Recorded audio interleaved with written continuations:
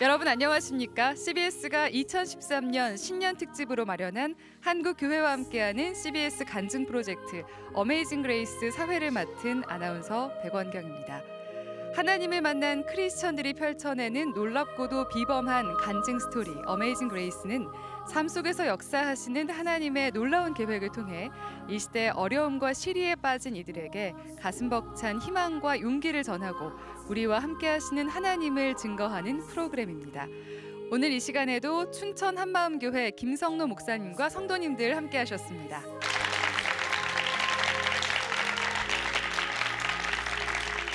네, 지난 방송이 나간 후에 한마음교회와 최무진 형제에 대한 관심이 뜨거웠다고 합니다.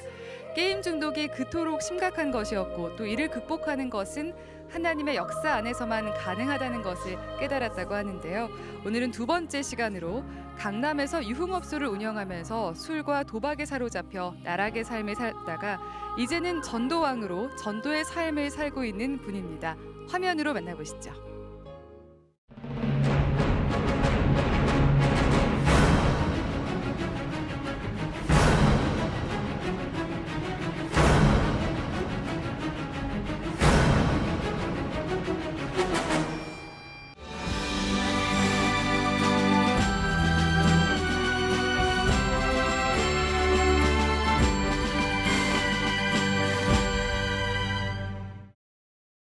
술과 도박에 빠져 살다가 하나님을 소망하는 좁은 길로 가기가 참 쉽지 않았을 것 같은데요. 오늘의 주인공 한신영 자매 무대로 모시겠습니다.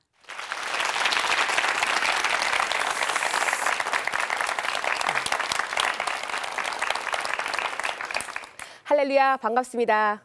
저는 춘천 한마음교회에서 온 한신영 자매라고 합니다. 제가 이 자리에 서게 된 이유는 강남 템프로 술집 마담이었던 제가 부활하신 예수님을 만나고 로또를 맞은 그 어메이징한 간증을 나누고자 이 자리에 서게 되었습니다. 혹시 방송을 보시는 분들 중에 아직까지 예수님을 만나지 못한 분이 계시다면 이 간증을 듣고 저와 동일하게 부활의 주를 만나는 로또가 당첨되길 소망합니다. 저는 어릴 적에 집안이 가난했습니다. 그래서 막연하게 커서 돈을 많이 벌고 싶다 이러한 마음이 있었어요. 그런데 그것이 어떠한 공부를 열심히 하고 어떠한 뚜렷한 목표를 가지고 제가 부자가 되겠다라는 소망보다는 그냥 막연하게 이제 어른이 되면 세상 돈이 다 내 돈이 될 것만 같은 그러한 열정이 있었던 것 같습니다. 그런데 사실 중학교 때 상당히 꼴통이었어요. 굉장히 꼴통이었는데 그래서 중3 때 전학을 2번이나 옮겨 다니게 되었고요. 그리고 고등학교는 제가 야간을 들어가게 되었습니다. 잘 모르고 들어간 고등학교였는데 알고 보니까 낮에 이렇게 취업이 되더라고요. 근데 그 당시에 경기가 상당히 좋았거든요. 그래서 제가 이제 좋은데 취업을 하고 싶어서 열심히 공부를 했더니 반 배치고사 때 과 1등을 했습니다. 그래서 선생님의 추천을 받아서 대기업에 제가 들어가게 되었습니다. 3년 동안 제가 대기업에서 근무를 하면서 정말 많은 것을 보고 경험하고 느낄 수 있었는데요. 졸업할 당시에 제가 딱 깨달은 거는 이 직장 생활을 해서 내가 추구하는 그 삶에 만족을 얻을 수 없겠다 이런 마음이 들어서요. 졸업을 하는 동시에 직장도 그만두게 되었습니다. 그 이후에 그 95년도에 한참 이 모래시계가 유행할 때쯤에 제가 그 조직폭력배에 있던 제 남편에게 그 포스에 반해서요. 6개월을 일방적으로 따라다니게 되었고요. 그리고 4년 연애를 했고 결혼을 했습니다. 그런데 막상 결혼을 해보니까요. 여자라면 누구나 꿈을 꾸고 싶어 했던 그런 아름다운 가정을 가질 수가 없었습니다. 남편에게는 그 가족의 개념이 제가 아니라 밖에서 함께 움직이는 그 선후배들 관계였고요. 무엇보다 경마를 하면서 많은 돈을 잃은 걸 알고 제가 결국 이혼을 하게 되었는데요. 사실 그 당시에는 상황과 환경 때문에 이혼을 했다고 생각을 했는데 제가 예수님을 믿고 나서 알게 된 것은 제 만족 또 제 기대치에 미치지 못하니까 그 가정이 그냥 이렇게 버려지게 되더라고요. 이혼을 하고 나서 저는 돈을 벌어야 했기 때문에 제 딸아이를 시댁에 맡기게 되었습니다. 돈을 많이 벌면 저는 딸아이하고 행복하게 살 수 있을 거라고 생각을 했어요. 그런데 처음에 그런 목적과 다르게 제가 이제 시작한 게 처음에 바 장사인데요. 술 장사를 하다 보니까 자꾸 나쁜 습관과 나쁜 이제 쾌락과 방탕과 이런 가치관들이 변하면서 처음 목적과 다르게 변질되더라고요, 제 중심이. 그래서 돈을 벌어서 집을 사고 어떤 제가 추구하는 안락한 삶이 되었는데도 불구하고 제가 딸을 귀찮아한다라는 거를 그때 당시엔 몰랐는데 나중에 제가 그것을 깨닫게 되었습니다. 제가 일했던 그 강남 술집의 그 부류는 템프로라고 하는 곳입니다. 템프로라는 곳은 소위 그 상위 10%가 드나드는 집인데요. 한마디로 부와 명예를 가진 사람들이 들어오는 집입니다. 근데 사실 그 부라는 수준이요.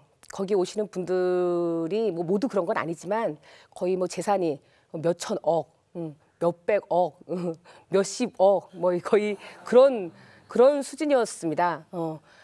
물론 아가씨들도 정말 탤런트 뺨치게 이뻤는데요. 그렇다고 그 손님들이 그곳에 와서 늘 비싼 술을 마시고 밴드를 부르고 늘 그 쾌락과 방탕한 삶을 살면서도 삶에 대해서 만족을 하거나 행복해하는 삶을 저는 본 적이 없습니다. 항상 그들은 심심하다라는 말을 많이 했습니다. 아가씨들 또한 그곳에 일하는 아가씨들 수입이 수천만 원대인데요. 그렇다고 그 아가씨들이 그 수입에 만족을 해서 오는 아가씨들이 없었습니다. 그 외의 목적이 있었던 것이 많은데요. 사실 마담들이 하는 일이 그런 일이에요. 어떤 일이냐면 손님과 아가씨들을 중간에서 다리를 놓고요. 가게 외에서 만나는 관계인데요. 그렇게 짝이 지어지다 보면 외국으로 이제 카지노 여행도 가게 되고요. 또 골프 여행도 가게 되고 또 이 아가씨가 마음에 들면 비싼 수입차도 사주고요. 또 이제 아파트도 서슴없이 계약해 주는 것을 많이 봤습니다. 그렇다고 그들의 관계가 오래 가는 건 아닙니다. 오래 가는 건 아니고 거의 평균 한 1년 정도 이렇게 가는 걸 봤습니다, 제가. 근데 그렇다고 그 아가씨들도 그렇게 벌었던 돈을 또 이렇게 좋은 데로 이렇게 쓰는 게 아니고요. 거의 다 유흥비로 날립니다. 그런 돈을 어떻게 보면은 쉽게 버는 돈이고 어떻게 보면은 어렵게 버는 돈인데 그렇게 번 돈을 가지고 똑같이 유흥업소로 갑니다. 아가씨들이 근무하는 술집은요, 밤 12시면 끝나거든요. 그런데 그 시간에 맞게끔 호스트바라는 데가 12시 오픈을 합니다. 그 호스트바라는 곳은 남자 접대부인데요. 이제 아이돌 같은 아이들이 나와서 그 동일하게 여자에게 술을 접대하는 겁니다. 그러니까 이제 아가씨들이 스트레스를 받은 것을 그대로 가서 푸는 거거든요. 그러니까 그렇게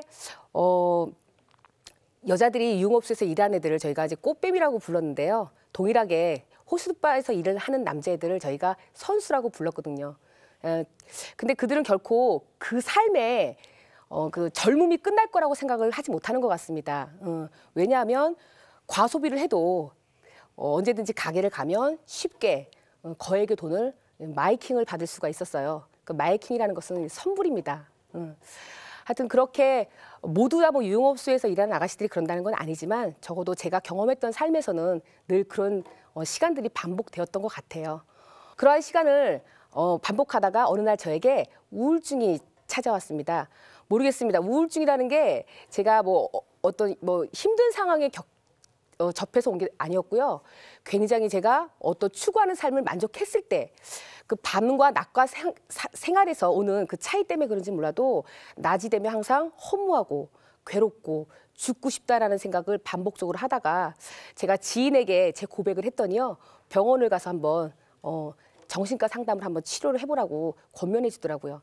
그래서 대학병원을 가서 제가 상담을 받아봤는데 참 신기한 거는 그 의사가 제 고민을 몇 마디 들어보더니요.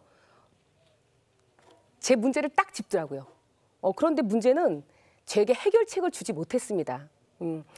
거기서 상황극을 통해서 어떤 비싼 그 상황극을 통해서 치유하라는 치료법이 있었는데 제가 들었을 때는 적어도 그것이 제 병을 낫게 주겠다라는 그 신뢰성이 없었어요. 그래서 들었지만 그걸 무시하게 되었고요. 그러던 어느 날 또 낮에 이렇게 우울하다는 생각이 자꾸 들었습니다. 근데 마침 제가 감기나 이렇게 비염이나 알러지 같은 것이 있기 때문에 집안에 항상 이렇게 알약이 많이 있었는데요. 약을 꺼내 보니까 그 약이 한 이제 100알이 좀 넘게 나오더라고요. 그래서 낮에 막연하게 죽고 싶다는 생각이 들어서 그 약을 꺼내서 제가 이제 소주 한 병하고 먹는데 사실 내 마음은 너무나 살고 싶다라는 마음이 드는데 제가 그 의지를 넘어선 행동을 하고 있더라고요. 그래서 제가 그 소주를 먹으면서 친구에게 전화를 걸었습니다. 친구야, 나 자살한다. 그러니까 죽고 싶지가 않았던 겁니다, 제 마음은. 친구야, 나 자살한다. 그리고 전화를 걸었고 기절을 했습니다. 그때가 낮 1시 정도 됐던 것 같은데요. 제가 눈을 떴더니 밤 11시가 정도 됐고 중환자실에 제가 누워 있었습니다. 그런데 나중에 얘기를 듣고 보니까요. 술에다가 약을 먹으니까 이 흡수력이 빨라서 처음 갔던 병원에서 위 세척이 되지 않아서 병원을 2군데나 옮겼다고 하더라고요. 그 후 걸려든 곳이 카지노, 강남의 카지노바라는 곳인데요. 그곳은 카지노의 축소판입니다. 정말 그곳이 처음에 친구 따라 우연히 가게 됐는데요. 정말 얼마나 재밌고 신기한 곳인지 우울할 시간이 없었습니다. 지금은 이렇게 웃으면서 얘기를 듣는데 사실 그 당시에는 저에게 너무나 그곳이 신세계였어요. 너무나 신기한 곳이었고 들어가 봤더니 그 미니 바카라라고 해서 한 30만 원 정도 베팅을 할 수 있는 그 미만으로 베팅을 할 수 있는 게임을 할 수 있는 다이가 있더라고요. 그곳에서 게임을 하는데 재미가 빠져서 왔다 갔다 하다 보니까 어느 날 내가 그 1,000만 원대 다이에 앉아서 게임을 하고 있더라고요. 그런데 제가 사실 그곳이 나쁜 곳이다. 내가 폐인이 돼가고 망가지고 있다는 것을 인식하지 못했던 것이 함께 게임을 하던 남자애들은 억대까지 칩을 바꿔가면서 부잣집 아이들 같았고 왠지 그곳에 내가 같이 있으면 내 삶의 수준이 어디 레벨이 좀 올라간 것 같은 그런 착각 속에 좀 빠졌던 것 같아요. 또 그곳에서 모든 것이 서비스가 됩니다. 공짜입니다. 게임을 하는 사람은 VIP이기 때문에 손만 들면 이렇게 뭐 담배, 식사 모든 것이 원하는 것이 공짜거든요. 그러니까 그렇게 정신없는 시간을 보내다가 제가 한 4개월 만에 5억 가량을 제가 그곳에서 탕진을 하게 되었습니다. 네. 5억 가량을 탕진하고 나니까 게임은 더 하고 싶은데 돈이 없잖아요. 그러니까 사람이 자꾸 거짓말이 느는 거예요. 그래서 주변 사람들에게 자꾸 전화를 해서 거짓말을 하게 되고 그러한 시간을 반복하다 보니까 제 인맥 관계라든가 제 신용 관계가 바닥을 치면서 더 이상 이 한국에서 내가 살 수 없겠다라는 결론이 들었습니다. 사실 그때 제 마음은요.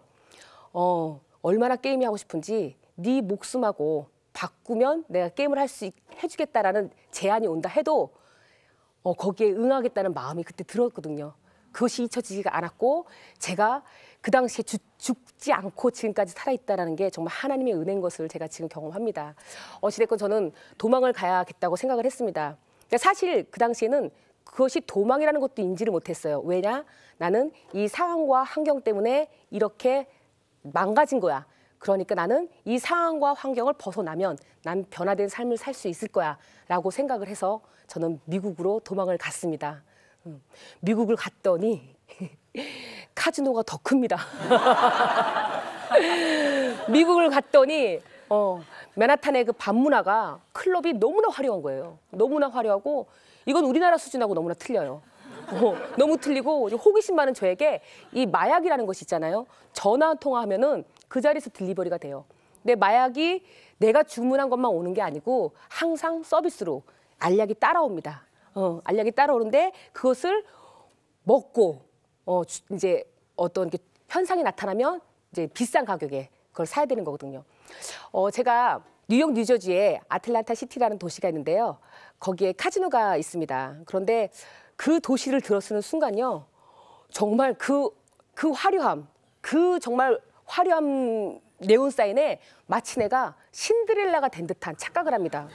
그러니까 그 상황과 판단이 서지 못하니까요. 내가 가서 무엇을 하는 행동을 하고 있는지를 인식을 잘 못하는 것 같아요. 제 친구하고 항상 차를 끌고 갑니다. 게임을 합니다. 돈을 잃잖아요. 그럼 차를 담보로 맡깁니다. 그런데 참 신기한 건 거기서 또 돈 다 잃은 사람에게 리무진을 또 대여를 해줘요. 서비스로. 그러면은 버스만한 리무진 타보셨습니까? 그 리무진을 타고 100불을 지고 옵니다. 100불은 왜 쥐고 오냐면 칩 하나를 왜 남겨야 되냐면 기사 팁을 줘야 되거든요.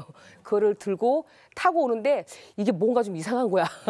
돈은 다 잃었는데 차는 리무진이고 뭔가 좀 상황이 이상한 거예요. 그런데 집에서 딱 내리면 현실이잖아요. 현실이니까 또 그 괴리감에서 오는 생각 때문에 죽고 싶다. 그런 생각이 반복되는 겁니다. 1년을 살아서 변화될 줄 알았는데 변화가 안 되니까 이건 더 망가지겠다는 생각이 들어서 제가 1년 만에 한국을 들어오게 됐습니다. 한국을 다시 들어와서 배운 게 도둑질이라고 다시 또 제가 일하던 그 강남 템프로 가게를 찾아갔습니다. 찾아갔는데 제가 결국은 사실 거기서 두 손을 들고 나자빠지게 된 계기는요. 정말 이 어둠에서 벌벌 떨어본 사람이 그 심정을 안다고 사람들 사이에서 진리가 보이지 않았습니다. 사람들 사이에서 진리가 보이지 않았고 그전에는 보지 못했던 부분 같은데요. 제가 이렇게 어떤 모든 것을 잃고 나서 그런지 몰라도 열등감인지 몰라도 자꾸 사람들이 저한테 거짓말을 하는 것 같고요. 자꾸 저를 뭐랄까 얕보는 것 같고 속이고 거짓말하고 어떤 사람들의 그런 잔인한 이면 속에 있는 그 잔인한 모습들이 자꾸 이게 보이는 거예요. 그러니까 사람이 육체적으로 힘든 건 참겠는데요. 그렇게 정신적인 스트레스가 이게 반복되다 보니까는 견딜 수가 없더라고요. 그러니까 또 낮에 죽고 싶다, 살고 싶지 않다. 저는 사실 성격이 굉장히 명랑합니다. 굉장히 명랑한데 그 죽고 싶다라는 생각이 왜 드는지 저도 잘 모르겠더라고요. 그런데 자꾸 의지를 넘어선 행동을 반복하려다가 보니까 괴로워서 못 살겠더라고요, 정말. 그런데 그러한 시간을 반복을 하다가 제 운명을 바꾸는 전화 한 통화를 받게 되었습니다. 그것은요, 춘천에 사는 저희 큰 오빠한테 전화가 왔는데요. 저희 오빠가 다니는 춘천 한마음 교회에서 여름 수련회를 한다고 한번 와보라고 그러더라고요. 그러니까 제가 다른 건 모르겠고요. 그냥 오빠가 보고 싶고 바람이 쐬고 싶어서 알겠다고 해서 내려갔습니다. 막상 내려갔는데 교회를 데려가는데요. 교회가 자꾸 안으로 들어가요. 이게 자꾸 안으로 들어갑니다. 들어가는데 또 갔더니 교회가 건물이 우사예요. 근데 저는 그 당시에 보는 거에서 판단을 했잖아요. 보는 거에서 판단을 했는데 교회가 좀 이상한 것 같은 거 겉에서 볼 때. 근데 막상 안에 들어가 보니까요. 사람들이 가득 예배당에 있는데 정말 그 사람들의 그 해같이 빛나는 천사같이 빛나는 환한 얼굴이 정말 제가 또 이 세계는 뭐지? 이런 호기심이 드는 듯한 이 세계는 무슨 세계지? 이런 호기심이 들 정도로 너무 환한 얼굴을 하고 있는데 강대상에서 목사님이 말씀을 선포하고 계셨거든요. 근데 저는 그 목사님이 하시는 말씀을 전혀 못 알아듣겠더라고요. 전혀 알아듣지 못하겠는데 너무나 사람들이 이렇게 진지하게 그 말씀을 듣고 계시는 거예요. 근데 제가 이제 뭐 말씀도 모르겠고 잘은 모르겠지만 이제 두리번 하면서 이렇게 앉아 있는데 강대상에 칠판이 이렇게 있더라고요. 근데 그 칠판에 그림이 천국과 지옥과 세상이라는 동그라미 3개의 그림이 있는데 저는 그거를 보는 동시에 사실 뭐 죄의 기준은 잘 뭔지 모르겠는데 내가 갈 곳은 지옥이겠구나. 그냥 그 마음이 들었습니다. 그냥 그 마음이 들어서 들었고 그다음에 이제 제가 강남으로 다시 오게 되었습니다. 근데 밤에 가서 다시 생활을 하는데요. 저는 춘천이라는 곳을 한 번밖에 가본 적이 없었거든요. 그래서 자꾸 그곳이 생각이 나는 거예요. 가보고 싶고 자꾸 그 지옥 그림이 생각이 나고 자꾸 뭔가 불안하기도 하고 이런 생각을 반복하다가 너무 힘들어서 제가 우리 오빠에게 전화를 걸었습니다. 오빠, 나 춘천에 가서 좀 쉬고 싶은데 내가 뭐 좀 먹고 살 것 좀 있을까? 물었더니 우리 오빠가 마침 오빠가 학원을 하거든요. 마침 데스크에 사람을 구하는데 그래 내려와라 이러더라고요. 그래서 오빠 월급으로 얼마 줄 건데? 그래서요. 그러더니 오빠가 고민을 하더라고요. 내 동생이라고 또 많이 생각을 해서 150만 원 줄게 그러는데 제가 그 말을 듣는 순간 절망이 되더라고요. 나보고 죽으라고 그러지. 술 한 병 값인데 어떻게 그 돈을 받고 내가 먹고 살아야 되나 너무나 앞이 깜깜했어요. 그런데 그 이상을 생각하고 싶지가 않았습니다. 너무 힘들고 지쳐서 그 이상을 생각하고 싶지가 않더라고요. 그래서 에이 모르겠다. 가서 한 6개월만 쉬다 다시 이제 회복하고 오자 이 마음을 가지고 제가 짐을 싸고 춘천에 내려오게 되었습니다. 춘천을 내려왔는데 감사하게도 학원이 저녁 4시에, 오후 4시에 문을 열어요. 그러니까 저하고 생활이 사이클가 맞잖아요. 4시에 여는데 사실 너무나 학원이 바쁘니까 돈 쓸 시간이 없는 거예요. 돈 쓸 시간이 없으니까 그런 시간을 반복하면서 자연스럽게 춘천 생활이 접해진 것 같아요. 그런데 학원 가서 열심히 일을 하다가 밤에 또 집에 들어오면 아, 내 팔자가 지금 이게 뭔가? 내가 여기서 왜 있지? 또 이런 생각이 또 시달리게 되는 거예요.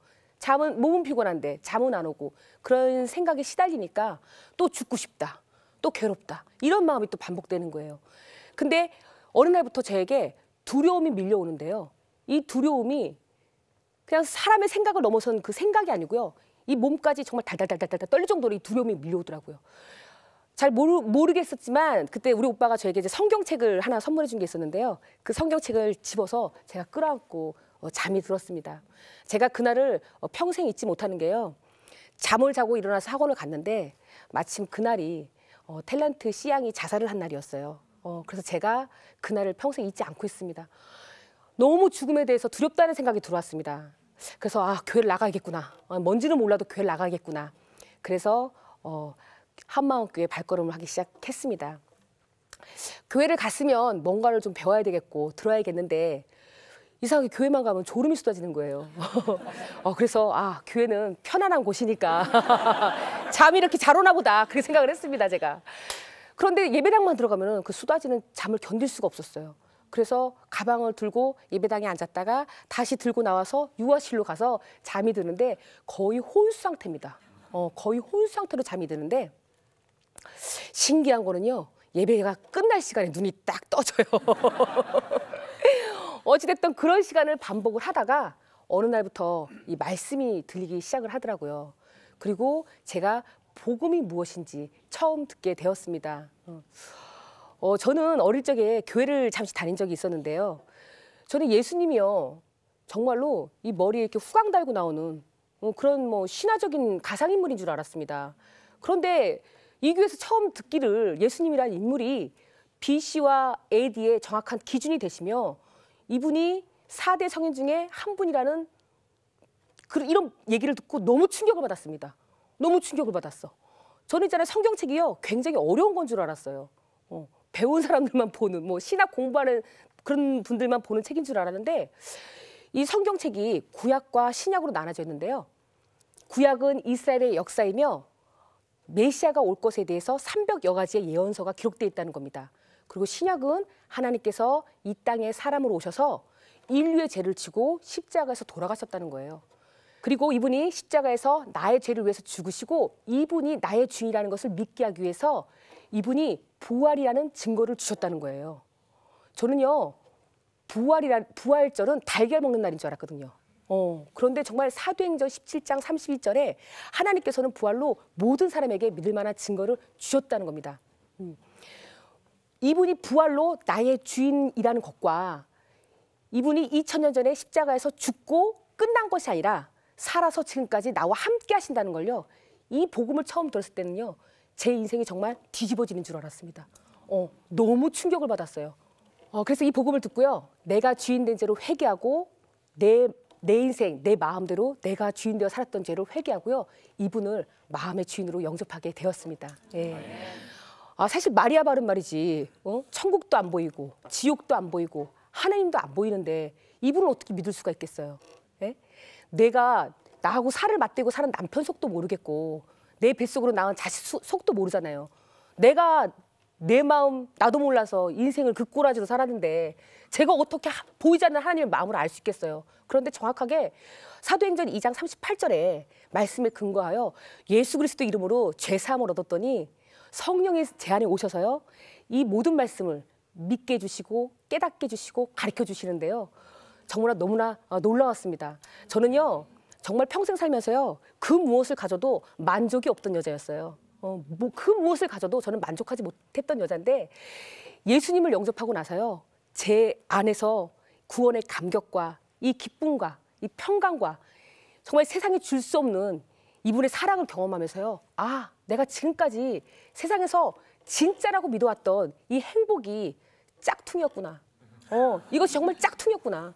정말 예수님이 주신 평강과 기쁨을 경험을 하니까요. 아, 이게 정말 오리지널, 이게 정말 명품이구나. 그걸 깨닫게 되었습니다. 이렇게 이분이 주시는 참된 평강과 기쁨을 누리고요. 너무나 놀라서요. 제가 우리 오빠에게 달려가서 오빠 이거는 나 혼자서 알아서는 안 된다. 오빠 이거는 PD 수첩에 연락을 해야 된다. 오빠 이거는 그것이 알고 싶다는 전화를 해야 된다 이거는. 아니 하나님 여기 살아계시는데 도대체 뭐 하는 거냐. 난리가 났었어요 제가. 정말 그 정도로 제가 충격을 받았습니다. 그렇게 이제 이분과 인격적인 관계가 시작되면서요. 새벽 기도가 시작되었습니다. 사실 제가 기도도 할 줄 모르고 말씀도 모르잖아요.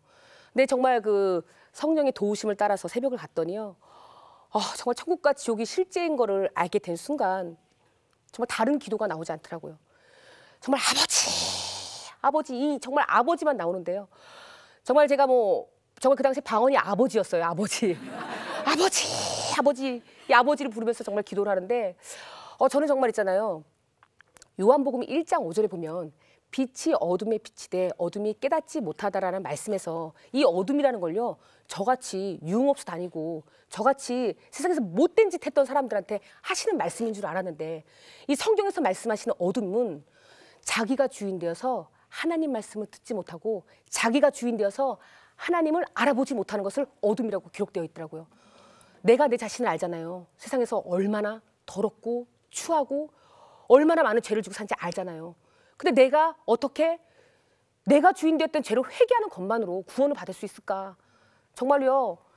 그 구원의 감격과 감사함을요. 저 주체하지 못했어요. 그 당시에. 물론 지금도 맞습니다. 지금도 너무나 감사하고 감격스러운데 너무나 충격을 받았고요. 정말로 예수님께서 십자가에서 인류의 죄를 끝냈다는 말씀이 맞더라고요. 그러니까 내가 주인 된 죄를 돌이키고 이분을 영접한다는 그 말씀이 너무나 당연한 거였더라고요. 정말 이 세상에서 폐인이나 다름없던 제게 정말 이 부활의 주를 만나 정말 이분이 나의 주인 되신다는 이 복음은요. 정말 로또였어요. 로또. 왜냐하면 나는 내 인생 내가 주인 돼서 살아가는 게 너무 고달팠거든요. 저는 그렇게 세상에 대해서 열정이 있었지만은 결국은 세상에서 내가 아무것도 할 수 없다는 걸 깨달았기 때문에 이분이 나의 주인 되신다는 이 복음은요. 정말 완전 로또였습니다. 로또. 너무나 감사하고 정말 그렇게 감격에 젖어서 제가 신앙생활을 하게 되었는데요. 이제 새벽 기도를 나가는 가운데 어느 날 하나님께서 제 마음에 금식을 하라는 마음을 부어주시더라고요. 하나님께서 가장 기뻐하는 금식은 흉악의 결박을 끊는 금식이라고 하는데 저는 그때 당시에 금식의 뜻을 잘 몰랐으니까 하나님이 그 마음을 부어주시는데요. 제가 바로 하나님 저는 못해요. 저는 못해요 하나님 이 마음이 들었어요. 근데 하나님께서 기질대로 역사하신다고 제 마음에 이러는 거예요. 야 너는 카지노에서 잘도 굶더라. 그러시는 거예요. 왜냐하면 카지노를 가면요. 밥 먹는 시간이 아까웠어요. 노느라고.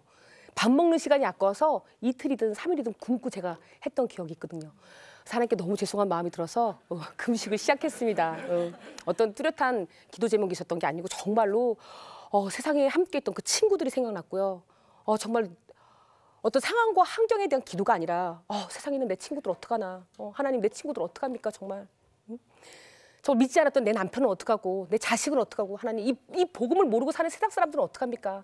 정말 그 영혼에 대한 뜨거운 마음으로 기도를 하는 가운데 5일째 되는 날 하나님께서 저에게 기도응답을 주셨는데요. 내가 내 가정을 회복시켜 주리라 이 마음을 주시더라고요. 이 말이 떨어지자마자 저는 NO! 하나님 NO! 그랬어요. 왜냐하면 제 남편하고 저는요. 재혼을 할 수가 있는 관계가 아니었습니다. 절대 그런 관계가 아닌 거를 서로가 알기 때문에 NO! 그랬어요. 근데 하나님께서 너는 네 남편이 지옥을 가도 괜찮냐? 괜찮겠냐? 이 마음을 보여주시더라고요. 근데 거짓말처럼요. 이 마음이 이 기도응답이 딱 떨어지는 동시에 전화가 왔습니다. 전화를 받아보니까 남편인 거예요. 근데 제가 받기가 왜 두려웠냐면요. 내가 지금까지 예수님 만나고 전화를 걸어서 채아빠 이제 우리 애 때문에 전화를 했었거든요. 제가 채아빠 하나님 살아계신다. 이분이 정말 부활했다. 예수님이 진짜 살아계신다라고 얘기했더니 저한테 하는 말이 네가 술에 미쳐 도박에 미쳐 이젠 종교까지 미쳐가지고 나한테 전화를 해서 이런 얘기를 하냐고. 제발 미치려면 곱게 미쳐라. 내 딸에게는 너가 없는 게 낫다. 연락을 하지 말아라. 그랬던 남편이었는데 전화가 오는 거예요. 그 전화를 받았습니다. 전화를 받았는데 그동안 핍박했던 목소리하고는 완전히 다르게 아주 착한 목소리로 나 춘천 내려가서 바람이 쐬고 싶은데 가도 괜찮을까 이러는 거예요. 그래서 그러세요 하고 그다음 이제 남편이 춘천으로 오게 되었습니다. 와서요. 전 남편이 성격이 어떤 사람인지 몰랐어요. 말이 없어서. 20년을 알고 지냈지만 어떤 사람인지 잘 몰랐는데 이 복음을 듣고요. 남편이 아멘, 아멘을 하더라고요. 그래서 하나님 말씀에 아멘하는 사람이 좋은 사람이구나라는 걸 제가 그때 알았습니다. 근데 남편이 예수님을 영접하고요. 춘천과 서울을 한 3, 4개월을 왔다 갔다 살펴보면서 이제 이 복음에 부활하신 복음에 확신을 하고 춘천으로 이사를 오게 되었습니다. 그리고 이사를 오게 되었고 제 딸은 그 이후 한 5개월 있다가 내려와서 저희 가정이 주 안에서 회복이 되었고요. 그 다음부터 춘천 한마음교회에서 신앙생활이 시작되었습니다.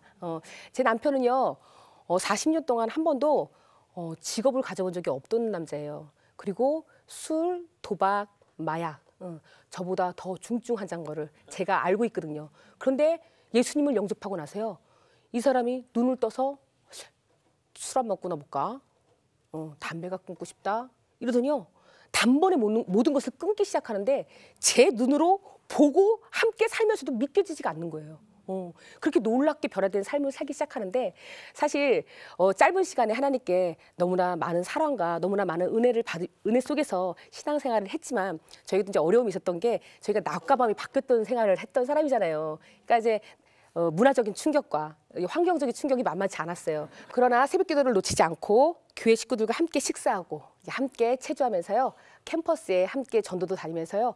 정말 제가 20대에도 경험하지 못했던 그런 세상에 줄 수 없는 기쁨과 감격을 누리게 되었습니다. 저는 기질상 성격상 무엇이든지 끈기 있게 할 수가 없습니다. 학교 다닐 때 초, 중, 고 다닌 거 빼고는요. 제가 어디 가서 1년을 있어 본 적이 없어요. 그런데 이 부활의 복음이 제 느낌과 제 감정과 제 생각과 상황과 상관없이 너무나 확실한 역사적 사건이기 때문에 제가 뒤를 돌아서 갈 수가 없었습니다.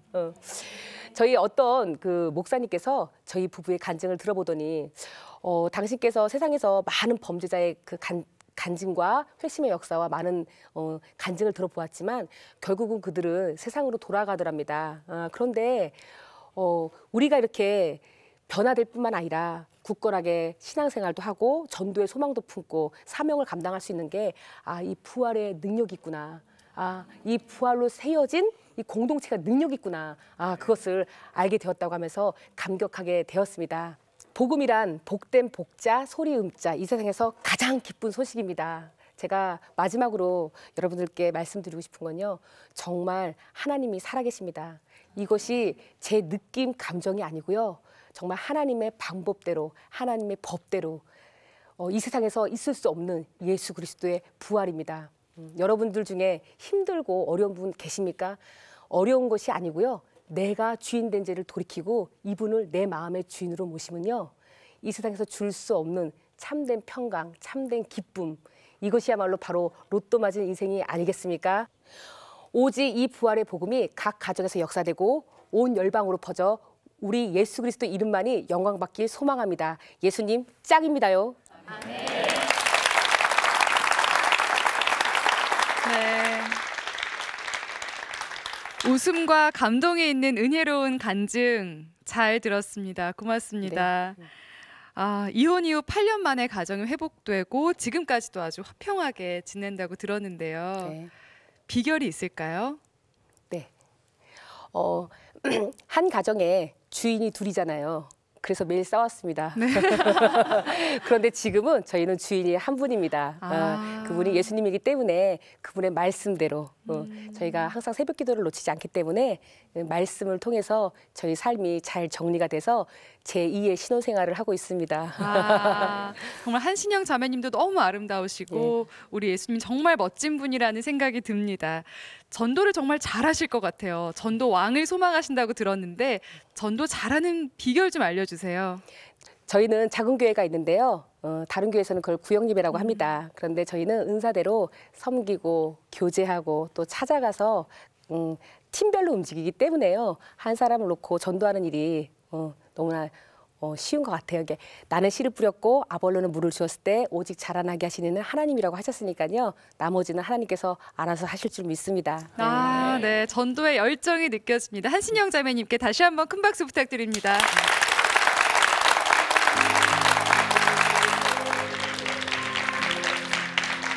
네, 한신영 자매의 간증을 통해서 정말 우리의 부끄러운 과거를 보듬으시고 또 바른 길로 인도해 주시는 하나님의 부드럽고 섬세한 손길을 느낄 수 있었습니다. CBS가 2013년 신년 특집으로 마련한 한국 교회와 함께하는 CBS 간증 프로젝트 어메이징 그레이스. 오늘 두 번째 시간 어떠셨습니까? 다음 이 시간에는요, 남편의 암투병도 이기게 한 성령의 역사를 증거할 이지은 자매 이야기 함께하겠습니다. 지금까지 함께해 주신 한마음교회 성도님들과 시청자 여러분 고맙습니다.